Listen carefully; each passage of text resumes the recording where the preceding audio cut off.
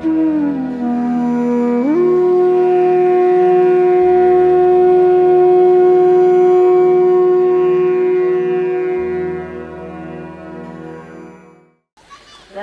के सब मातृभक्तों को मेरा प्रणाम। यहाँ के मंदिर के कमेटी ने यह आयोजन किया, जिसके लिए मैं बहुत उनका धन्यवाद करती हूँ। असल में इतना सत्कार और आनंद दोनों के मिश्रण से हृदय में इतनी प्रेम की भावना उमड़ आई है कि वो शब्दों में ढालना मुश्किल हो जाता है। कलयुग में कहा जाता है कि कोई भी माँ को नहीं मानता।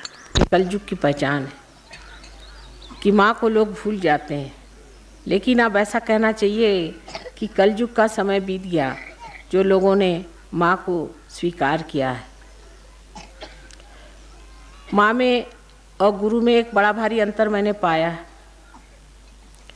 कि माँ तो गुरु होती ही है, बच्चों को समझाती है, लेकिन उसमें प्यार घोल घोल करके इस तरह से समझा देती है कि बच्चा उस प्यार के लिए हर चीज़ करने को तैयार हो जाता है। ये प्यार की शक्ति जो सारे संसार को आज ताजगी दे रही है, जो सारे जीवंत काम कर रही है, जैसे ये पेड़ का होना, उनकी हरियाली, उसके बाद एक पेड़ में से फूल हो जाना और फूल में से फल हो जाना, ये जितने भी कार्य हैं, जो जीवंत कार्य हैं, ये कौन करता है? ये सब करने वाली जो शक्ति है वो परमात्मा की प्रेम की शक्ति, उसी को हम आदि शक्ति कहते हैं।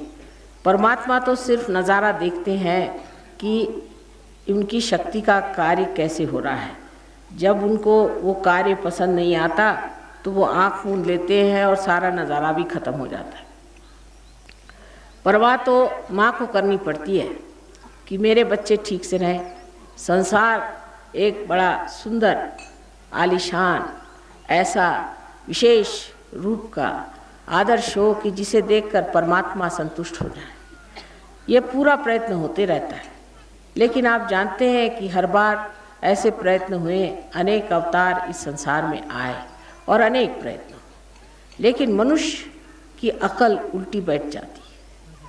कोई बात उससे बताओ नहीं करो तो वो ज़रूर वही काम करता है। अभी आपसे योगी जी ने कहा कि आप शराब मत पीना अगर आप माँ के भक्त हो, लेकिन ऐसा कहने से और ज़्यादा ही पीना शुरू कर दी। मैंने देखा है कि बच्चों से कोई चीज़ मना करो तो वो डबल करते हैं कि क्यों मना किया, इसीलिए हम करेंगे, अहंकार की वजह से। इसका बेहतर तरीका ये मैंने सोचा कि इनके अंदर ज्योत जला दो, चाहे वो टिमटिमाती क्यों न हो, थोड़ी सी ही ज्योत जल जाएगी तो उस ज्योत के प्रकाश में खुद ही देखेंगे कि हमारे अंदर क्या दोष है। अगर समझ लीजिए आप हाथ में सांप पकड़े हैं और कोई कहे कि भाई तुम तो रस्सी के जगह सांप पकड़े हो, छोड़ दो, तो कहेंगे कि नहीं मैं तो उसको पकड़े ही रहूँगा। वो मनुष्य की बुद्धि हुई ना। लेकिन उस वक़्त अगर कोई उसके सामने ज्योत दिखा दे तो देखे कि सांप है तो उसको अपने आप ही छोड़ दे। इसलिए आज का हमारा जो सहयोग है उसमें आपकी पहले कुंडलिनी हम जगा देते हैं, चाहे आप कैसे भी हों, कुछ भी आपके तरीके हों, कोई भी आप गलत रास्ते पे हों, कुछ भी करते, उसके जगने के बाद फिर आप अपने ही आप ठीक हो जाती।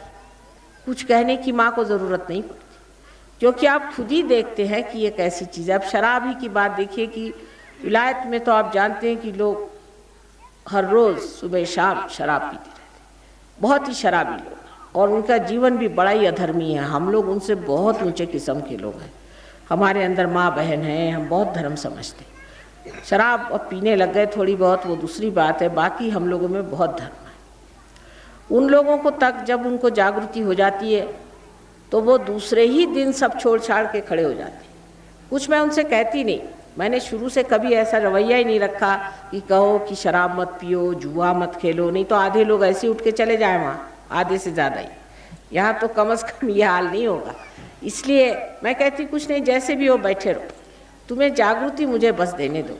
जागृति देने से उनका अहंकार भी टूटता है और उनके अंदर जो आदतें बैठी हुई हैं वो भी टूट जाती। अपने आप वो आदतें छूट जाने से वो समर्थ हो जाते हैं। असल में बहुत से लोग मन से तो सोचते हैं खराब काम है, लेकिन उसे छोड़ नहीं पाते। उसकी वजह यह है कि कोई आदत पड़ गई। तो एक माँ की दृष्टि ये है कि अब जब बच्चे को आदत पड़ गई तो उसको किस तरह से छुड़ाना चाहिए। उसको डांटने से, फटकारने से, मना करने से तो छूटेगा नहीं। तो किस तरह से एक माँ सोचती कि चलो इसके अंदर एक दीप क्यों न जला दें। इसके अंदर का दीप जल गया तो उस दीप में ये स्वयं ही देख लेगा कि जो मैं ये कार्य करता रहा हूँ ये मेरे लिए इतना हानिकारक है, और वो समर्थ हो जाए कि इस हानिकारक चीज़ को वो छोड़ दे, तो फिर कोई सवाल ही नहीं होता। उसको कुछ कहने की ज़रूरत नहीं, उससे कोई झगड़ा मोल लेने की ज़रूरत नहीं। कहते ही साथ वो चीज़ अपने आप ही छूट जाती। ऐसी ही चीज़ होना चाहिए। आज हम उस कगार पर पहुँचे हैं कि अगर हमें आत्मबोध नहीं हुआ, हमने अगर अपने आत्मा को नहीं जाना, तो हमारा सबका सर्वनाश हो सकता है। ये बात बिल्कुल सही है, क्योंकि कलयुग अब पूरी चरम सीमा में पहुंच गया। कुछ तो बीमारी से होगा, बहुत से लोग ऐसे ऐसे बीमारियों में फंस जाएंगे कि उससे बच नहीं पाएंगे। बहुत विध्वंसक चीज़ों से हो सकता है। न जाने कितनी चीज़ें हमने अपने को नष्ट करने की जोड़ ली। हम लोग सोचते हैं परदेश में लोगों के पास पैसा बहुत ज़्यादा है तो वो बड़े सुखी जीव होंगे। बिल्कुल भी सुखी नहीं, आपसे बहुत दुखी जीव, आपसे बहुत ज़्यादा दुखी हैं, क्योंकि उनके यहाँ न कोई समाज है, न कोई माँ है, न कोई भाई है, न कोई बहन है।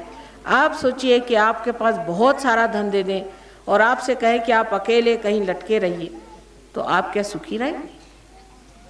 ऐसी उनकी हालत है। इतना पैसा होने पर भी वो सब लोग कोशिश ये करते हैं कि हम आत्महत्या कैसी करें। आपको आश्चर्य होगा, उनके बच्चे यही सोचते रहते हैं कि हम कैसी आत्महत्या करें। तो ये बात हम जो समझते हैं कि पैसा होने से सब हो जाएगा, सो बात नहीं। लेकिन पैसा भी होना चाहिए। उसके लिए भी कुंडलिनी का जागरण ठीक है, क्योंकि अपने अंदर देवी जो लक्ष्मी जी है वो भी बसती। जब हमारी कुंडलिनी नाभि पर आ जाती है, जब हमारी लक्ष्मी की कुंडलिनी खुल जाती है, तो हमारे अंदर वो जागृति आ जाती है जिससे लक्ष्मी जी का स्वरूप हमारे अंदर प्रकट हो जाता है। अब जिन्होंने सोच के लक्ष्मी जी बनाई वो भी बहुत सोच समझ के बनाई कि लक्ष्मी जी जो होती, जो लक्ष्मीपति होता है, वो एक माँ स्वरूप होना चाहिए। आजकल तो जिसके पास पैसा आ जाता है वो तो राक्षस स्वरूप हो जाता है। इसका मतलब पैसा पाना लक्ष्मीपति होना नहीं। दूसरे उनके एक हाथ में दान है, एक हाथ में आश्रय है। एक हाथ से वो देती हैं, दूसरे हाथ से लोगों को आश्रय देना चाहिए। दूसरे जो दो हाथ है उसके अंदर कमल के गुलाबी फूल हैं, माने उनका रहन सहन, उनकी शक्ल सूरत ऐसी होनी चाहिए जैसे कि कमल का पुष्प हो, और उनके अंदर वैसी ही विचारधारा होनी चाहिए, वैसा ही स्वागत होना चाहिए जैसा एक कमल कांटों वाले भंवरे को भी अपने यहाँ सोने की व्यवस्था करता है। कोई भी मेहमान उसके घर में आए, उसमें कितने भी कांटे हों तो भी उसकी आवभगत करे, उसको आराम दे, वही लक्ष्मीपति है। वो बेचारी इतनी सीधी सरल है कि एक कमल ही पे खड़ी है, उसको कोई और चीज़ की ज़रूरत नहीं। सारे तरफ कीचड़ फैला है, उसी में एक कमल के ऊपर में खड़ी हुई लक्ष्मी जी, जिनको हम इतना मानते हैं, ऐसी देवी हमारे अंदर जागृत हो जाती है और उसके ये सारे लक्षण हमारे अंदर दिखाई देते हैं। श्री कृष्ण ने साफ साफ कहा था कि जब योग होगा तब मैं तुम्हारा क्षेम करूँगा, पहले योग को साधो। लोग बड़ा बड़ा लेक्चर देंगे जिसके किसी के समझ में भी नहीं आएगा, सब सोचेंगे पता नहीं क्या बक रहे हैं, लेकिन सही बात यह है कि पहले योग को प्राप्त करें। जिसने योग को प्राप्त कर लिया वो समाधान में आ जाता है, उसके सारे प्रश्न अपने आप मिट जाते हैं। कुंडलिनी शक्ति जो हमारे अंदर है ये हमारी शुद्ध इच्छा है। बाकी जितनी हमारे अंदर इच्छा है, जैसे कोई आएगी कहेगी माँ मेरा बेटा नहीं, चलो भाई तुम्हारा बेटा हो जाए, बेटा हो। उसके बाद कहेगी कि माँ बेटा तो हो गया, अब मुझे नाती चाहिए, वो भी हो गया, अब मुझे घर चाहिए, घर के बाद वो चाहिए, उसके बाद वो चाहिए, उसका कोई अंत ही नहीं रहता। इसके अंदर जो हमारे अंदर जो इच्छाएं हैं वो इच्छाएं शुद्ध नहीं है। शुद्ध इच्छा एकमात्र है, वो ये है कि हमें परमात्मा से एकाकार होने की एक किसी तरह से ये एक युक्ति जुट जाए, किसी तरह से ये काम बन जाए कि हम ये परमात्मा की जो चारों तरफ फैली हुई शक्ति है जिससे सारा जीवंत कार्य होता है, उससे हम एकाकार हो जाए। यही हमारी शुद्ध इच्छा है और ये शुद्ध इच्छा की शक्ति ही कुंडलिनी है। और जो आदि शक्ति जो कि परमात्मा की इच्छा है, जो परमात्मा की इच्छा है, उसी का ये प्रतिबिंब है, वही हमारे अंदर छाया है।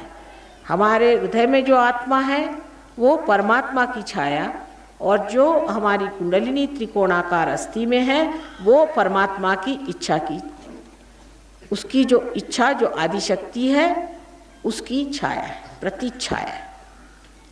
इसको अगर आप समझ लें तो फिर आपको समझ में आ जाएगा कि हम धर्म के नाम में भी कितने भटकाव में घूम रहे हैं। वही आदि शक्ति जो है वही हमारी माँ है।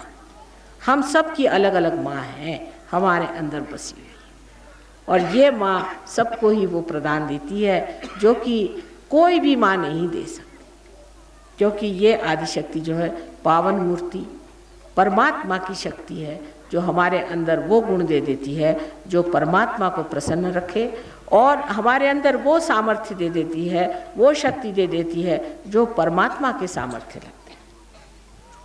जिससे कि अब कोई कहता है कि माँ मुझे ये प्रश्न है, अच्छा हमने कहा तुम घर जाओ ठीक हो जाएगा।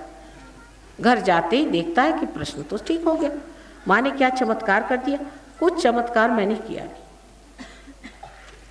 कोई बात मैंने की। क्या हुआ कि आपकी कुंडलिनी मैंने जागरण कर दी।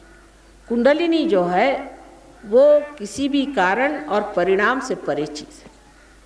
कोई है, किसी से पूछा भाई तुमको क्या परेशानी, हमारे पास पैसा नहीं इसलिए हम परेशान, यही ना कारण ये है कि पैसा नहीं है और इसलिए आप परेशान हैं। लेकिन समझ लो आप कारण से परे ही चले जाएं तो कारण भी खत्म हो गया और उसका परिणाम भी खत्म। यही चीज़ होती है जब हमें शारीरिक आदि व्याधि रहती है। जब हमारे अंदर शारीरिक आदि व्याधि रहती है तो हम सोचते हैं कि इसलिए हमें ज़ुकाम हो गया क्योंकि हम सर्दी में गए थे। अच्छा, लेकिन ऐसी भी कोई दशा होगी कि जहाँ ज़ुकाम ही नहीं होता। हमें इसलिए कैंसर हो गया क्योंकि हमने ये गलत काम किया, या हमें इसलिए ये बीमारी हो गई क्योंकि हमने ये बदपरहेज़ी करी। लेकिन कोई ऐसा भी स्थान होगा जहाँ ये चीज़ होती ही नहीं, जहाँ आप गलती ही नहीं कर सकते, ये जहाँ ये कारण ही नहीं बचते। इसको मेडिकल साइंस में पैरासिम्पैथेटिक नर्वस सिस्टम कहते हैं, लेकिन डॉक्टर लोग इसको समझने के लिए पहले सहयोग को समझ लें तब उसको समझ पाए। लेकिन आप लोग इसको बहुत आसानी से समझ सकते हैं। जिसे लोग चमत्कार कहते हैं, कोई चमत्कार नहीं, इसमें कोई चमत्कार नहीं। हम तो रोज़ के चमत्कार को चमत्कार नहीं समझते। बताइए कि एक फूल से फल बनता है तो हम क्या बना सकते हैं? नहीं बना सकते। और ऐसे करोड़ों हजारों हम बनते देखते हैं, हमको कोई भी चमत्कार नहीं। एक पहाड़ी का बच्चा पहाड़ी होता है, एक देसी का बच्चा देसी होता है, शक्ल सूरत वैसी बनी रहती, कौन बनाता है? ये सोचिए, इसका चयन कौन करता है? ये किस तरह से बारीक चीज़ें, हजारों करोड़ों ऐसी चीज़ें संसार में होती है। वो जो शक्ति ये कार्य करती, जब वो हमारे अंदर बहने लग जाए तो फिर क्या हम तो समर्थ हो जाए, हम शक्तिवान हो जाए, शक्तिशाली हो जाए। इन पहाड़ों में देवी का स्थान है। आप जानते हैं कि आज रामनवमी का शुभ अवसर है। इस शुभ अवसर पे ही आपसे मिलना था। कोई तो भी ऐसी ही विशेष बात होगी जहाँ पर कि मुझे यहाँ आज ही आना था। यहाँ 7 देवियों का स्थान है। 7 देवियाँ अनेक बार आई, उन्होंने आकर के युद्ध किए, यहाँ बहुत राक्षसों को मारा, बहुत दुष्टों को मारा। आज भी मैं देखती हूँ कि यहाँ बहुत से लोग तांत्रिक बन के और गुरु बन के और झूठ मूठ करके घूम रहे। उसके पीछे में आप लोग लग जाते, वो लोग काली विद्या करते हैं, आप उस परेशानी में फंस जाते। झूठ मूठ के लोगों के पीछे में लग करके आपने अपना काफ़ी नाश कर लिया। आप डॉक्टर लोगों के पास जाइए तो कहेंगे आपको कोई बीमारी नहीं, लगता ही नहीं कि आपको कोई बीमारी है, लेकिन कमज़ोर आप हुए चले जाते। घर में रोज़ कलह हो रहा है, झगड़ा हो रहा है, कुछ समझ नहीं आता है, बच्चों का मन पढ़ने में नहीं लगता, चंचलता आ गई, सारी परेशानी कहाँ से आई? सो इन तांत्रिकों के पीछे लगने से। इन झूठे गुरुओं के पीछे लगने से। आपको पता होना चाहिए कि परमात्मा को पैसा वैसा कुछ समझ में नहीं आता है। आप ये ज़मीन है, इस ज़मीन को आप कहें कि मेरे तेरे को 2 पैसा देती हूँ, तू मेरा इतना काम कर दी, उसको समझ में आएगा? आप उसमें एक बीज डाल दीजिए, अपने आप उसमें वृक्ष आ जाएगा, अंकुर आ जाएगा। उसके लिए कोई आपको उस ज़मीन के लिए कुछ मेहनत नहीं करनी पड़ेगी, सिर्फ ये है कि उसकी अपनी शक्ति, उस शक्ति में जब बीज पड़ गया तो अपने आप पनप गया। लेकिन आप ये सोचते हैं कि हम ये करें वो करें, इससे करने से उससे करने से भगवान खुश हो जाएंगे, ये बिल्कुल बात नहीं। सिर्फ आपका परमात्मा में पूर्ण विश्वास और भक्ति होनी चाहिए और ये जानना चाहिए कि परमात्मा है, चाहे आप माने या न माने, परमात्मा ये चीज़ है जो इतने हजारों तरह के कार्य संसार में करते हैं, वो परमात्मा ज़रूर है, लेकिन उनको अभी तक आपने जाना नहीं। माँ को देखे बगैर, जाने बगैर इतनी आपके अंदर भक्ति है, तो क्या आपको माँ मिलेगी नहीं? ऐसे कैसे हो सकता है? क्या माँ के अंदर हृदय नहीं है? क्या माँ नहीं सोचती कि मेरे बच्चे मुझे याद कर रहे हैं तो उनके पास जाना ही होगा? ऐसा तो कोई नहीं सोच सकता कि कोई माँ को बुलावे और माँ ना आए। लेकिन दोष कभी कभी ऐसा हो जाता है समय समय का कि मनुष्य गलत रास्ते पे चला जाता है, गलत रास्ते पर जाने पर वो कार्य नहीं बनता। लेकिन जब समय आ जाता है तो ज़रूरी है कि जो आपने चाहा अपनी भक्ति में वो फलित होना ही है, और ये कार्य आप लोगों को कुंडलिनी के जागरण के बाद ज़रूरी से करना। पहले तो बात यह है कि कोई भी तांत्रिक के पास जाने की ज़रूरत नहीं। यही आज का मर्दन है, आज के राक्षसों का मर्दन यही है कि सारे तांत्रिकों और सारे गुरुओं के पीछे मैं हाथ धो के लगूँ। 1970 साल में मैंने खुले आम बम्बई में इन सब राक्षसों के नाम बताए थे कि सब ने जन्म लिया हो, इनसे बच के नहीं। एक एक राक्षस, चंड मुंड, सब ने जन्म ले रखा हुआ और सारे गुरुओं के रूप में घूम रहे हैं और उनके पीछे हजारों पागल हैं। जाने दीजिए, इन बेवकूफ़ लोगों को उनके पीछे जाने दीजिए। लेकिन जो अच्छे भले लोग हैं, जो सादे सरल हृदय के लोग हैं, वो भी ऐसे चक्करों में फंस जाते हैं और उनके घरों में कलश, उनके घर शरीर में क्लेश आदि कितनी तकलीफें होती हैं।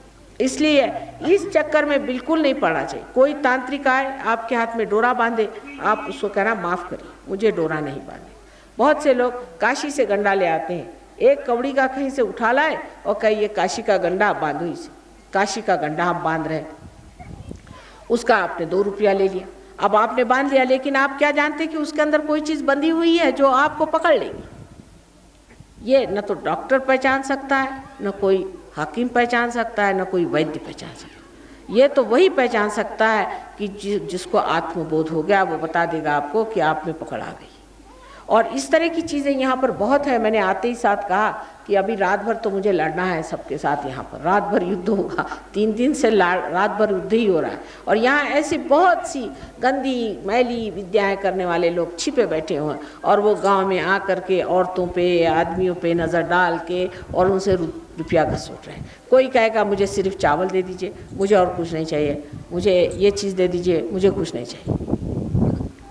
कभी भी आपने सुना है कि राम ने या कृष्ण ने किसी से भीख मांगी थी कि तुम मुझे चावल दे दो, या गंडे बांधे थे, या किसी से कहा था कि तुम ये नाम ले लो भगवान का तो तुम्हारा सब ठीक हो जाएगा? हमें ना समझी है, लेकिन ना समझी इतनी हद तक नहीं गुजरनी चाहिए कि हम भगवान में और शैतान में फ़र्क ही ना कर सकें। हम ये भी ना पहचान सके कि ये शैतान है, ये तो राक्षस है, ये तो हमारे लिए एक बड़ा भारी दुष्ट आया हुआ है, हमारा कर्दन काल आया हुआ है, उसको न पहचाने और हम भगवान को न पहचाने। शक्ल सूरत से आप पहचान सकते हैं कि ये राक्षसी आदमी, उसके तौर तरीके से आप पहचान सकते हैं, क्योंकि आप इस वातावरण में रहते हैं, आपके अंदर संवेदना है, आप समझ सकते हैं कि ये तो शैतान लगता है, ये आदमी ठीक नहीं। उनके साथ बहू बेटियाँ बैठेंगी तो नुकसान पाएंगी, उनके साथ आदमी बैठेंगे तो नुकसान पाएंगे, कभी भी आपके घर में तरक्की नहीं आएगी। ये सबसे बड़ी चीज़ यहाँ पर है और इसीलिए देवियाँ यहाँ पर हमेशा जन्म लेती रही। लेकिन अब कलयुग में जो खराबी आ गई वो ये है कि ये राक्षस ऐसे सामने खड़े हो तो उनकी गर्दनें काट के फिकवा दें, लेकिन वो तो ऐसे सामने खड़े नहीं है, सबके दिमाग में घुसे हुए। सारे भक्तों के दिमाग में, बच्चों के दिमाग में अगर राक्षस घुस जाए तो माँ का क्या हाल होगा, ये सोच लो। आप ही सोचिए कि आप एक माँ है या बाप है, आप कितने परेशान हो जाए। और यही आज दशा मैं देखती हूँ लोगों की कि सादे भोले अच्छे लोगों पर ये चीज़ बड़ी छाती है। ये शौक आप छोड़ दीजिए, किसी गुरुओं के पास जाना, तांत्रिक के पास जाना, मांत्रिक के पास जाना, ज्योतिष के पास जाना, ये सब चीज़ों को आप छोड़ दीजिए। अगर इसको आप छोड़ दें तो आप सीधे ही परमात्मा के साम्राज्य में जा सकते हैं, कोई परेशानी नहीं होगी। ये जो देश में रहने वाले लोग हैं, खासकर जो प्रदेश में रहने वाले लोग हैं, इनमें से कितने जाएंगे भगवान के दरबार में? बहुत कम। इनको तो माँ के दरबार में आने की हिम्मत ही नहीं होने वाली, उसके लायक ही नहीं है, उसके योग्य ही नहीं है, उनका कुछ भी नहीं भला होने वाला। मैं आपसे बता रही हूँ, हालांकि मैं प्रदेश में, मेरे पति हैं, वहाँ रहती हूँ, इतने सालों से मेहनत कर रही हूँ, सब बेकार। आप लोग मेरे अपने हैं, आप लोग मेरे जान के प्यारे हो, लेकिन आप लोग भी ऐसे गलत फहमी में फंसे हुए इधर उधर भटक गए हैं। तो एक माँ के लिए कितनी आर्तता और कितनी परेशानी की बात है। ये सोच लेना चाहिए कि माँ ने कहा है किसी तांत्रिक, किसी गुरु, किसी घंटाल के पास जाने की ज़रूरत नहीं। हम लोग गृहस्थ के लोग हैं, गृहस्थी के लोगों के गृहस्थी से संबंध रखना चाहिए। हमारा साधु सन्यासियों से कोई मतलब नहीं। हम लोग कमाएं, हम यज्ञ कर रहे हैं, हम गृहस्थी में बैठे हुए हैं, क्या हमें चाहिए कि हमारा पैसा उठा के इन साधु सन्यासियों को दें? कोई ज़रूरत नहीं। एक बार सीता जी तक एक साधु सन्यासी से फंस गई थी, और आप जानते हैं बेचारी को सारा रामायण उसके बाद रच गया। इसलिए इस चक्करों में बिल्कुल नहीं आने का। आप खासकर औरतों पे इसका ज़्यादा असर आता है, क्योंकि और ज़्यादा सीधी सादी होती है। अपने बच्चों को, अपने घर को, अपने पति को इससे बचा के रखें। हमारे यहाँ की समाज व्यवस्था अत्यंत सुंदर है। आप नहीं जानते बाह्य में क्या है। कोई मर जाए तो पूछने वाला नहीं, वहाँ किसी को पता ही नहीं चलता कि कोई मर गया। बाप मर गया तो भी बच्चों को पता नहीं चलता, बच्चे मर गए तो बाप को पता नहीं चलता। उस लंदन शहर में एक हफ्ते में 3 बच्चे 4 बच्चे माँ बाप मार डालते हैं। क्यों मारते हैं? क्योंकि तंग आ गए। आप सोचिए कि कम से कम 2 बच्चे तो मार ही डालते। आपने कहीं सुना है किसी माँ को, बाप को अपने देश में चाहे 10 बच्चे हो जाए वो पकड़ के मारता है? इतनी जालिम उनकी आदत है। और हम लोग इतने सहज सरल प्रेम के लोग हैं, हमको इस चक्कर में बस नहीं फंसना चाहिए। बाकी आपको मैं जागृति आज दे दूंगी, आप लोग पार हो जाएंगे। एक बार आत्मबोध होने के बाद आपके हाथ में से चैतन्य की लहरियाँ शुरू हो जाएंगी। आपके नस नस में ये चीज़ बहना चाहिए। ये नहीं कि कोई सिर बता दे आप पार हो गए। आपके सर में से कुंडलिनी का जो ब्रह्मरंध्र है छिद करके वहाँ से ठंडी हवा आएगी, यहाँ से ठंडी हवा आ जाएगी। आप देखेंगे कि आपके सर में से ठंडी हवा निकल रही, हाथ में से ठंडी हवा आएगी। और आप गाते भी हैं कि ठंडी हवा आई और चांदी के पत्ते हिलने लग गए और देवी आई। आपने गाना भी गाया। हमसे योगी महाजन पूछ रहे थे कि माँ इनको कैसे पता कि ठंडी हवा आती है जब देवी आती है, तो इनको कैसे पता? ये तो मैंने कहा आदिकाल से चला आ रहा है। देवी तो यहाँ अनेक वर्षों से है। तो जो लोगों ने गाया होगा, पहले बताया होगा कि जब देवी आती है तो उनसे ठंडी हवा आती है। वैसे तो आदि शंकराचार्य ने वर्णन किया है कि सलीलम शलीलम, हाथ से ऐसी ठंडी ठंडी हवा आनी चाहिए। ये देवी की पहचान है। जिसके बदन से ठंडी ठंडी हवा आए वही अवतार है। ये देवी की पहचान है, ये इन्होंने कहा था। लेकिन हमारे गांव में जो परंपरा से चले आ रहा है, उन्होंने देखा है कि जब देवी का अवतरण होता है तो सब जगह ठंडी हवा आती है, उनके बदन से ठंडी हवा आती है। इसलिए ये ऐसे ऐसे गाने बने हुए, ये पारंपरिक जो गाने बने हुए हैं, इसके अंदर बड़ी खूबी से सारी बातें लिखी हुई हैं कि देवी क्या चीज़ है और देवी को कैसे पहचानना चाहिए। तो इस तरह से आप लोगों के पास तो बड़ी संपदा है, बड़ी आपके पास में सूझबूझ है, समझ है, और आप सीधे साधे सरल स्वभाव के लोग हैं। जो कठिन स्वभाव के लोग हैं वो बड़े मुश्किल होते हैं। आप लोगों को पार कराना कोई मुश्किल नहीं, लेकिन एक ही वचन देना है कि ये गुरु घंटालों को आप छोड़ देंगी और इससे आगे पीछे नहीं जाएंगी। उससे बड़े नुकसान आपने उठाए हैं और उठाएंगी। इसलिए पहले, सबसे पहले आप लोग सब जागृति ले लें। दूसरा, मैंने ये सुना कि यहाँ पर गाना गाते गाते लोगों के बदन में शरीर हिलने लग जाते हैं, कहते देवी आती। ये गलतफहमी है बहुत बड़ी। देवी किसी के बदन में नहीं आ सकती, बहुत मुश्किल। देवी का काम करना आसान है। देवी के अंदर तो हजारों चक्र होते हैं, उन चक्रों को संभालना, उनको ठीक से उसका चलाना, उसमें से ठंडी ठंडी लहरें बहाना, लोगों को भला करना, और ऐसे इंसान का चरित्र भी तो उज्जवल होना चाहिए। हमारे बम्बई में जितनी नौकरानियाँ हैं, शराब पीती हैं, सब ढंग करती, उनके बदन में आती देवी। बताओ, ऐसे कोई देवी, कोई पागल है किसी के अंदर भी आने के लिए? देवी तो एक शुद्ध चित्त में ही आ सकती। और फिर वो देवी आके बताती भी क्या है कि तुम उसको मार डालो तो अच्छा होगा, घोड़े का नंबर क्या है, फलाना क्या है, मटका खेलने का नंबर क्या है। ऐसा कभी देवी बता सकती? देवी तो हमेशा ऊंची बात करेगी, परमात्मा की बात करेगी, अच्छी बात करेगी। ऐसी गंदी बातें तो नहीं करने वाली ना। ये जब आप देखते हैं तब भी आप ऐसी औरत के पैर पे आते हैं। इस तो भूत है, ये तो भूत हैं जो इन औरतों के अंदर आ जाते हैं और वो बोलने लग जाती हैं और आप उनको मानने लग जाती हैं। ये ज़रूर है कि भूत को कुछ कुछ बातें मालूम होती हैं, वो बता देता है, लेकिन उसमें क्या रखा है? इन सब चीज़ों में क्या रखा हो? उसके और जाने से और नुकसान ही होने वाला है। अगर आज आप भूत के यहाँ गए तो कल वो आपको पकड़ जाएगा, आपका खानदान खा जाएगा। ऐसी औरतों को तो दरवाजे में आने नहीं देना चाहिए, उनके घर खाना नहीं खाना चाहिए, बिल्कुल दूर रखना चाहिए, क्योंकि वो बाधित लोग हैं, उनसे बीमारियां होती हैं गंदी। जिस औरत के बदन में भूत आता है उसको चाहिए कि वो अपना ट्रीटमेंट करा ले और ठीक हो जाए। अंत में पागल होकर ही मरती हैं। ऐसी सब औरतें पागल हो जाती हैं, पागल खाने में जाकर मरती हैं। आप लोग सब जानती हैं, जो आपके यहाँ की बूढ़ा है उनसे पूछ लीजिए ऐसा होता है या नहीं। तो इस तरह की औरतों के पास या आदमियों के पास जाने की ज़रूरत है जिनके बदन में भूत आते, इनको कहते हैं देव आ गए। और ऐसे आदमी भी लोग बहुत सारे होते हैं जिनके अंदर में भूत आ जाते हैं और खूब नाचने लग जाते हैं, अजीब अजीब बातें करते हैं और मुंह से क्या वो केरोसिन ऑयल रख के ऐसे आग जलाते हैं मार और नींबू लगाते हैं, पता नहीं क्या क्या तमाशे करते हैं और लोग उस तमाशे पे ही ये हो जाते हैं। तमाशा हो तो ठीक है, लेकिन ये तमाशा नहीं, इसके पीछे बड़ी जहरीली चीज़ है। ये सांप और नाक से भी बदतर लोग हैं, क्योंकि ये जैसे आपको डस गए तो गए आप, उससे आप बच नहीं सकते। इसलिए इन लोगों से आप दूर रहिए। इतना ही ज्ञान आपके लिए काफ़ी, बाकी आप बिल्कुल ठीक है, आप में और कोई दोष नहीं और किसी दोष को मैं नहीं देखती हूँ। सिर्फ यही देखती हूँ कि अजान में, अंधकार में आप गलत लोगों के पीछे कभी कभी चले जाते हैं। जो जितना नाटक करता है उतना उससे दूर रहिए। परमात्मा कोई नाटक नहीं है, वो असलियत है, वास्तविकता है। कोई नाटक या झूठ से नहीं होता। अभी तक आपको अनुभव नहीं था, वो अनुभव हम आपको दे देते हैं। अनुभव शून्य होने की वजह से आप जानते नहीं कि कौन अच्छा है बुरा है। जब आप अनुभव पाएंगे तो आप जानेंगे। अब कोई अगर आपसे पूछे कि भाई तुम नैना देवी को मानते हो, तुम चिंतपूर्णी को मानते, क्यों? वो तो एक पत्थर मात्र है, उसको क्यों मानते? क्या जवाब है आपका? कोई जवाब नहीं कि क्यों मानते हो इनको। शंकर जी को मानते हो, शंकर जी की इस मानते हो कि शंकर जी के 12 ज्योतिर्लिंग हैं, क्यों 12 ही क्यों हैं? क्या बात? आपको पूछना चाहिए कि क्यों भाई, कैसे, क्या, कैसे जाना?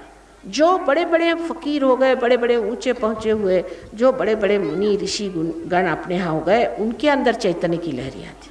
उन्होंने इस चैतन्य को महसूस किया और कहा कि ये तो पृथ्वी तत्व ने निकाली हुई चीज़ है। ये तो बाइबल में भी लिखा है कि पृथ्वी तत्व में से निकलेगी चीज़, स्वयंभू।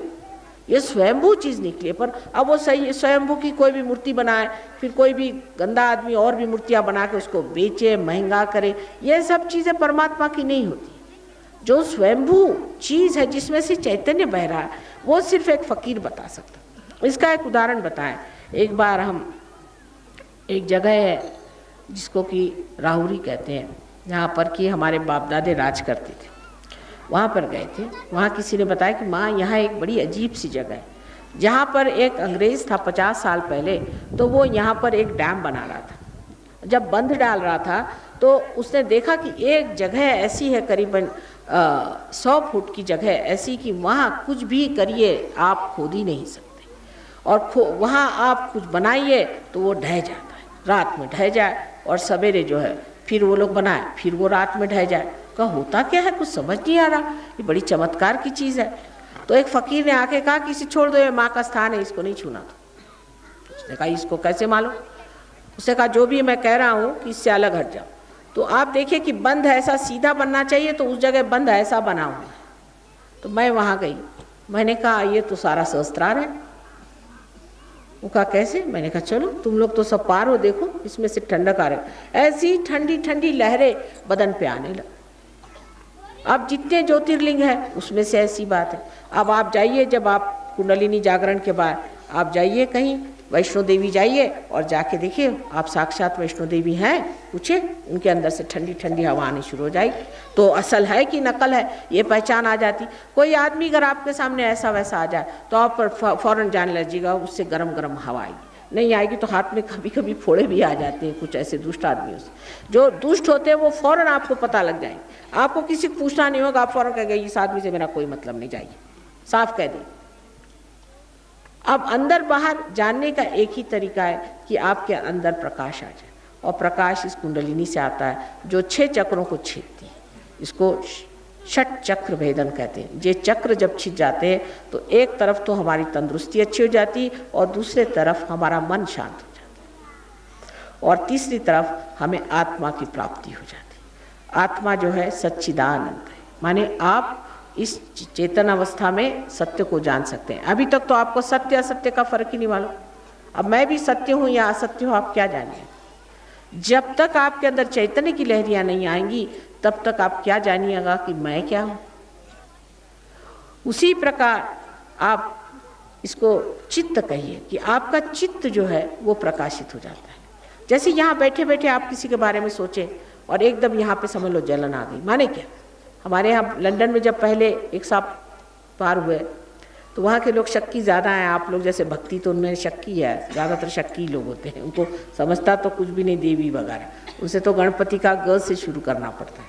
तो उनके यहाँ चमक आ रही, तो कह ले माँ यहाँ क्यों चमक आ रही। मैंने अपने पिता के लिए पूछा था सवाल, मैंने कहा ये आपके पिता के चक्र हैं और हो सकता है कि उनको बड़ा बुरा ब्रोंकाइटिस गले में शिकायत हो गई क्योंकि विशुद्धि चक्र है। तो कहा अच्छा मैं अभी फ़ोन करता हूँ। स्कॉटलैंड में फ़ोन किया तो उनकी अम्मा ने यही कहा कि तुम्हारे बाप को बहुत बुरा ब्रोंकाइटिस हो गया, बीमार पड़े। उसने कहा कि अच्छा, तो अब कह ले माँ इसका निदान क्या है और अब इसको कैसे ठीक किया जाए। तो निदान तो हो गया, मैंने कहा अब इसको ठीक करने का तरीका तुमको बताते हैं कि तुम इसको किस तरह से कवच दो। जैसे उन्होंने कवच दिया, आधे घंटे में उनके अम्मा का फ़ोन आया कि पता नहीं क्या हुआ, मैं तुम्हारे बाप तो बुखार उतर गया और दौड़ रहे, वो तो बाहर चले गए। इस प्रकार ये चीज़ घटित होती है। तो जो चित्त है वो आलोकित हो जाता है, चित्त में प्रकाश आ जाता है। आप जिसके भी बारे में सोचेंगे, जो भी करना चाहेंगे, उसके बारे में आप यहाँ बैठे बैठे जानें। अब देखिए आपने सुना होगा कि रेडियो होता है, टेलीविज़न होता है, कहाँ पे प्रोग्राम होता है, यहाँ सुनाई देता है। उसी प्रकार परमात्मा की अनंत ऐसी किरणें हैं, ऐसा उनका जाल फैला हुआ है, हजारों उनके हाथ हैं, उसी से कार्य होता है। पर पहले उनके राज्य में तो उतरिए, उनके साम्राज्य में तो आइए। अगर आप उनके राज्य में नहीं बैठे हैं, आप तो दूसरों के राज्य में बैठे हैं, तो वही आपकी परवाह करें।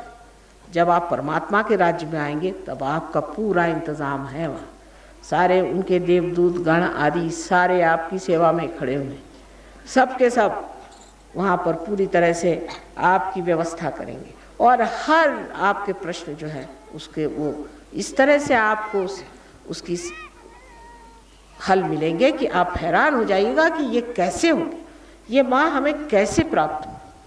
अनेक ऐसे उदाहरण हैं, अनेक ऐसे उदाहरण सहयोग में देखे गए कि जिसका उत्तर कोई भी नहीं दे पाए। बहुत बार कहीं हम बैठे हुए आकाश से एकदम देखते हैं कि प्रकाश की जोत आ रही है, वो कैमरा में पकड़ आ जाती है, कहीं कुछ कहीं कुछ। एक बार हम बेडफोर्ड में थे, ये तो वहाँ के पेपरों ने भी छापा कि बेडफोर्ड में हम गए थे, हम तो लेक्चर दे रहे थे, काफ़ी लोग थे वहाँ, उनको लेक्चर दे रहे थे। उस वक़्त कोई 9 बजे के करीब या 8 बजे के करीब कोई लड़का ऊपर से नीचे गिर पड़ा, 80 फुट नीचे गिरा। उसके पास मोटरसाइकिल थी। पुलिया पर से जब गिरा तो लोगों ने, पुलिया पर के लोगों ने एम्बुलेंस मंगवाई। जब तक एम्बुलेंस आई, लड़का ऊपर चढ़ के चला है। लोगों ने पूछा भाई तुम ऊपर कैसे चढ़ा है? तो उन्होंने कहा वो पता नहीं, मुझे एक आई थी, उन्होंने मुझे ठीक कर दिया। तो उन्होंने सोचा पागल हो गया कि क्या, इसको अस्पताल ले गए। वहाँ पुलिस आई, उसने पुलिस से बताया मेरी बात मानिए, एक स्त्री थी, वो एक सफ़ेद मोटर में आई, हमारी सफ़ेद मोटर, और सफ़ेद साड़ी पहनी हुई थी, और एक हिंदुस्तानी स्त्री थी। उसने आ करके और मुझे हाथ फेरा जिससे मैं ठीक हो गया। तो उन्होंने कहा कि भाई ऐसे तो कोई आया नहीं, हम तो पुलिया पे खड़े देख रहे थे, ये तो ऊपर चढ़ा आया। कहा कि नहीं हुआ तो सही, ये तो बात है, क्योंकि इसके तो कोई चोट वोट है नहीं। दूसरे दिन इन्होंने हमारा फ़ोटो देखा तो बताया यही तो वो स्त्री थी जिसने हमें बचाया। तो पूछा कि तुमने किया क्या? कहले बस जिस वक़्त मैं गिरने लगा तो मैंने यही कहा कि हे पावन माँ, डिवाइन मदर, मुझे तुम बचाओ, बस इतना मैंने कहा। मैंने उसको याद किया सिर्फ, और कुछ नहीं। और जैसे मैं गिरा उसके बाद पता नहीं कैसे ये एकदम आ गई, इन्होंने ऐसे हाथ किया, मैंने गाड़ी को आते देखा, उससे उतरते देखा, और चट से नीचे आई और आकर के मुझे ठीक भी कर दी। ये उन्होंने साफ कहा तो वो लोग परेशान हो गए, उन्होंने चिट्ठियाँ लिखी, उनका कि ये कैसे क्या हो।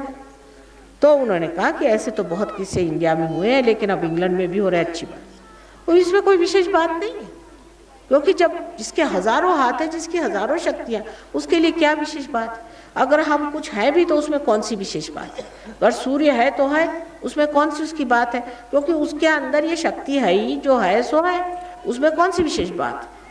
लेकिन आपकी विशेष बात है कि आप इंसान से बढ़ के आज परमात्मा के दरवाजे आए हैं। और यही नहीं, आज आप इंसान से भी ऊंचे उठ करके अति मानव होने वाले, आप एक आत्मबोध पाने वाले इंसान होने वाले। ये आपकी विशेषता, यह आपका बड़प्पन है। इसीलिए मैंने सबसे पहले आप सबको प्रणाम किया था, इसीलिए मैंने कहा था कि आप सबको मेरा प्रणाम। अब हम लोग थोड़ी देर में कुंडलिनी जागरण का प्रयोग करेंगे, पर आपको कोई सवाल हो तो आप लोग ज़रूर पूछ लीजिए, और सवाल जवाब के बाद फिर कुंडलिनी जागरण का हम लोग प्रोग्राम करेंगे। अब जैसे राम का नाम ले रहे हैं, अब राम भी आके सामने ठहर गए तो भी राम ही का नाम ले रहे, तो इस राम नाम में क्या फ़ायदा हुआ बताइए। जैसे तुलसीदास जी ने कहा कि चित्रकूट के घाट पर वही संतन की भीड़, तुलसीदास चंदन घिसे तिलक करत रघुवीर, लेकिन रघुवीर को पहचाना नहीं। रघुवीर को तिलक लगा कर चलो आगे चलो दूसरे को, तो फायदा क्या हो। इसलिए अब पहचानना सीख, और अब ये सब साधन हो गए, ये साधन पूरे हो गए। अब ये साधन करने की जरूरत नहीं, अब सिर्फ पहचान के अपनी आत्मा को पालो, और जो आत्मा के लिए साधन करने वो करना है। ये सब साधन अब पूर्ण हो गए। अब राम कहाँ है अपने अंदर, और सीता जी कहाँ है अपने अंदर, और श्री कृष्ण कहाँ है, ये बस समझ लो। उसके बाद वो बता देंगे कि कोई अगर दिक्कत हो जाए, कोई अगर परेशानी हो जाए, तो किस तरह से इसका हमें पूरा इंतज़ाम करना चाहिए जिससे ये ठीक हो जाए। मुझे पहले पंजाबी भाषा अच्छे से आती थी, मैं पंजाब में ही लाहौर में मेडिकल कॉलेज में पढ़ती थी, पर अब मेरा कुछ इतना प्रवाह नहीं रहा है, इसलिए मैंने हिंदी में बातचीत की। पर हो सकता है अगले समय आऊँगी तो पंजाबी में ही बात करूँगी।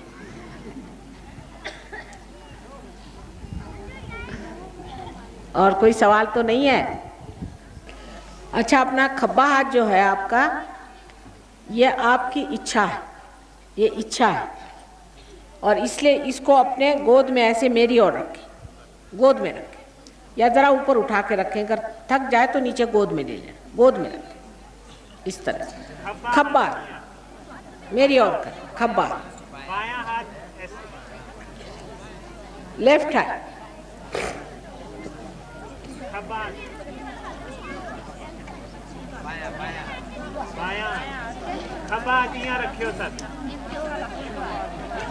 अभी ठंडा आना शुरू हो गया, आ गया है ना। अच्छा,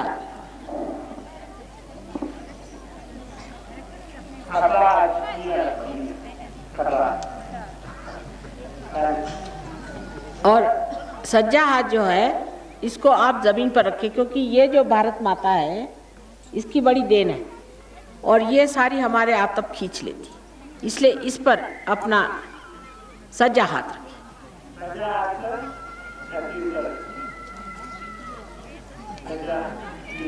ऐसे बाजू में रख लीजिए, आराम से, आराम से, कोई सामने नहीं, ऐसे बाजू में रखिए तो आराम से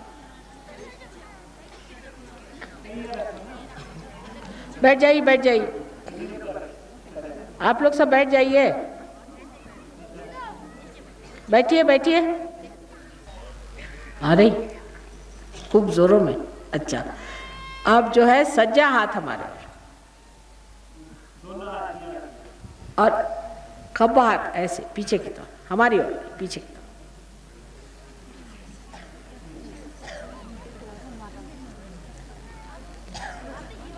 आप सोचिए नहीं, कोई विचार सोचने का नहीं, अभी दिमाग में कोई विचार नहीं आ रहा।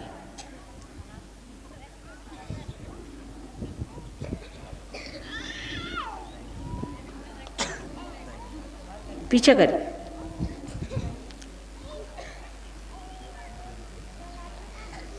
आ रही ठंडी हवा। सज्जा हाथ मेरे और उल्टा कर रहे हैं आप। सज्जा, यह हाथ मेरे तरफ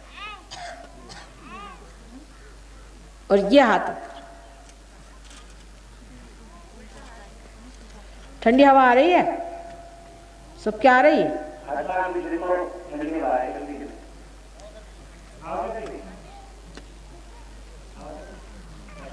मैंने कहा ना आप लोग बढ़िया लोग हैं। उस विदेश में तो मेरे हाथ टूट जाते कि ठंडी हवा नहीं आती दुष्टों की, और तुम मेरे प्यारे हो तो देखो कैसी आ गई जल्दी से ठंडी हवा।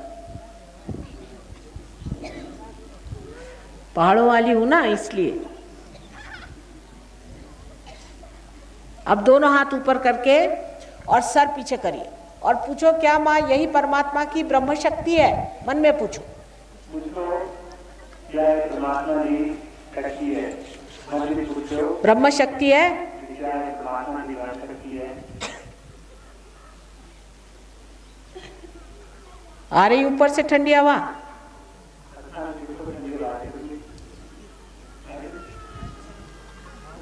सुंदर हाथ है सबके। हाँ, अब नीचे हाथ रखो ऐसे। अब दोनों हाथ करो मेरे। अब आंख बंद करो, देखो हाथ में ठंडी हवा आ रही है क्या?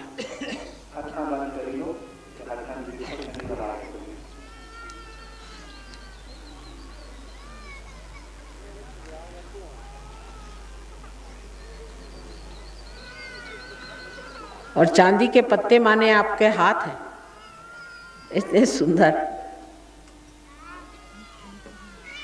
अच्छा, आप धीरे से आंख खोलो और विचार नहीं करो, विचार नहीं करो, ये विचार से परे चीज है। आंख खोलो।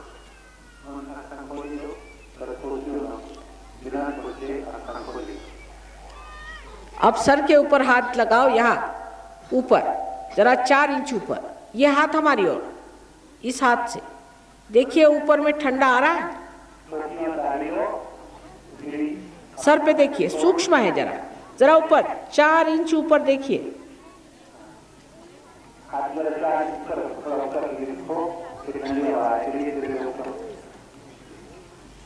खब्बा हाथ हमारी ओर, खब्बा हाथ हमारी ओर करो। हाँ, और सज्जे हाथ से देखो पहले। आ रही सर में? आ रही ठंडक कि गर्मी आ रही? ठंडक आ रही। देखिए आप ही के सर में से नहीं, आप ही अपना जानिए। अब इस हाथ को मेरे और करो और इस हाथ से देखो आ रही ठंडी हवा सर में से, आप ही के ब्रह्मरंध्र से। ऊपर ले जरा सा, ऐसे हिला के देखो। जो तालू है ना, जिसको तलनू आप कहते हैं यहाँ, वो तालू अपने सर पे जो तलनू है उस पर देखो आ रही है क्या ठंडी हवा? आ रही ना? आ रही कि नहीं?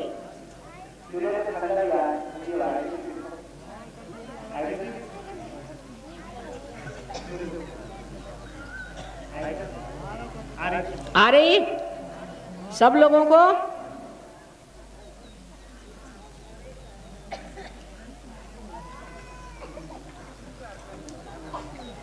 एकदम हल्का लगेगा अंदर से। अब अपने ऊपर देवी का कवच कैसे लेना है जिससे कि कोई सी भी दुष्ट ऐसी शक्ति बाहर की जो कि आपको नुकसान पहुंचाने वाली न पहुंचाए, वो मैं आपको दिखाऊंगी। और आप अपने कुंडलिनी भी कैसे जागृत करना है वो बताऊंगी। रोज सवेरे शाम इसको करना है। दूसरे आप हमसे फोटो ले लीजिए और इनसे पूछ लीजिए आगे क्या करने का है। और सबको ये काम रोज सवेरे शाम एक बार करने से उनकी कुंडलिनी जागृत रहेगी, क्योंकि शुरुआत में बहुत संभालना पड़ता है।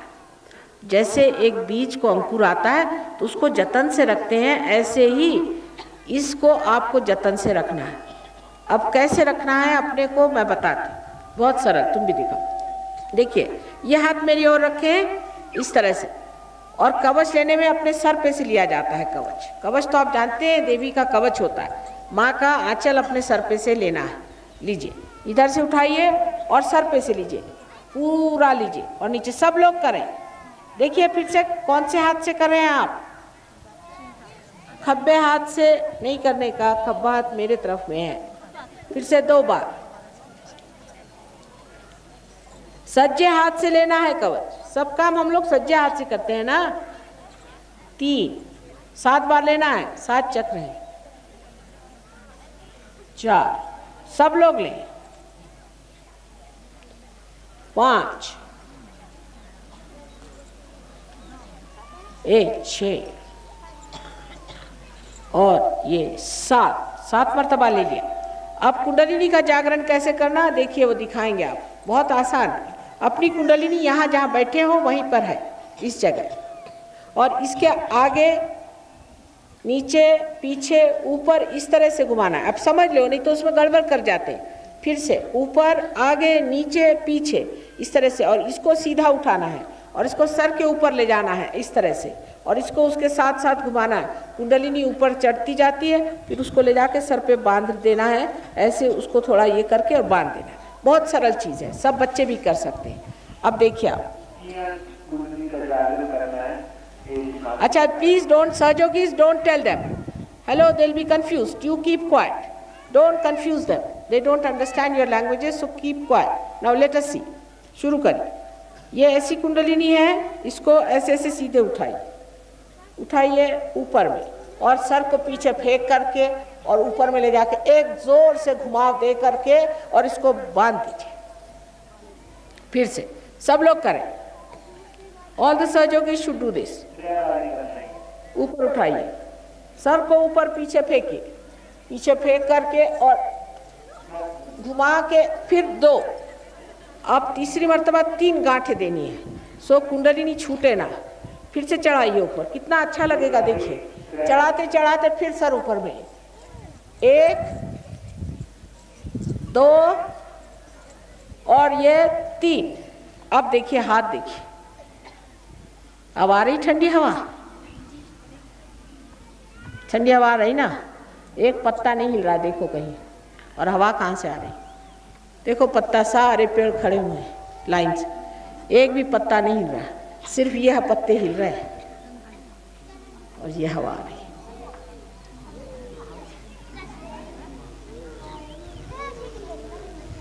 देख लिया, ये हवा, यहीं से हवा सब चल रही है और हवा आ रही है।